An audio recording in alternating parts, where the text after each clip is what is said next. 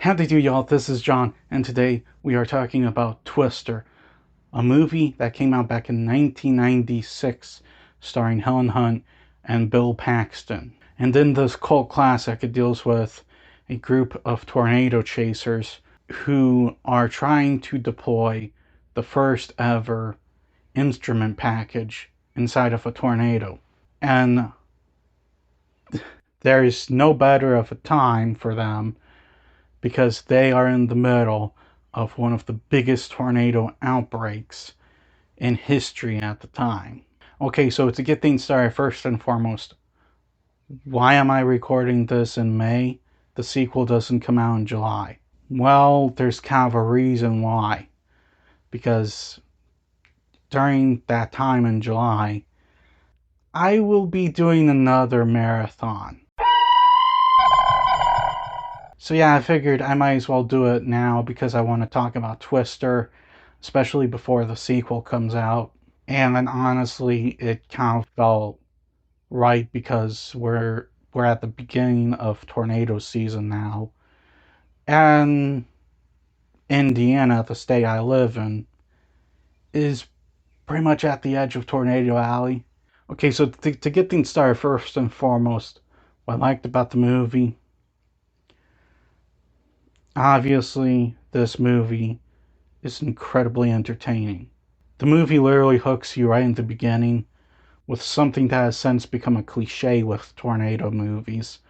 But at least at the time, no one had done that before, had the tornado movie begin like that before.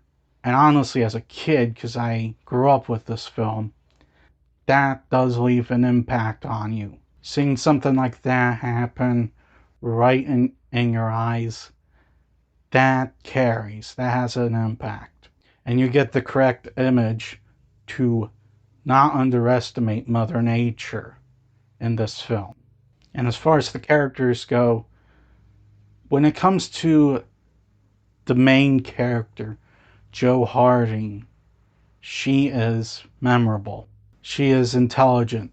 She is resourceful. She is determined to get this instrument package filled with sensors into a tornado. And when they explain why, you completely understand it. You completely understand why she is so obsessed about this one thing.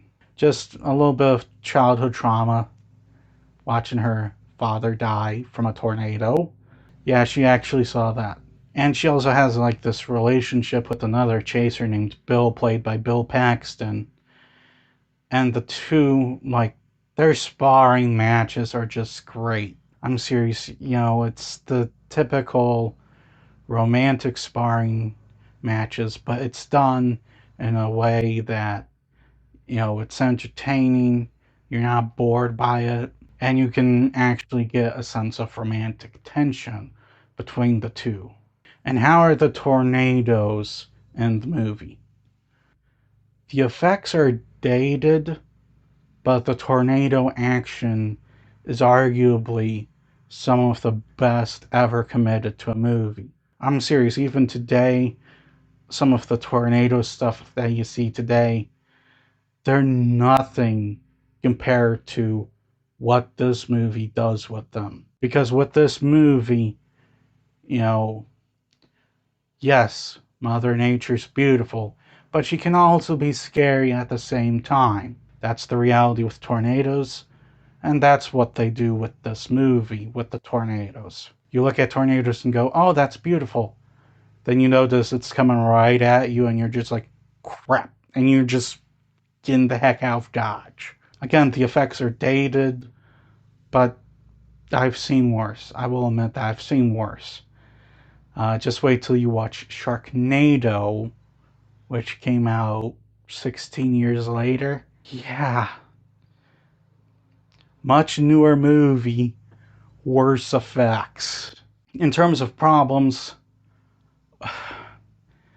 this may not sound like a problem, but I just hate it when I see spirals and tornadoes. I hate it. I have personally actually seen 2 tornadoes in my lifetime.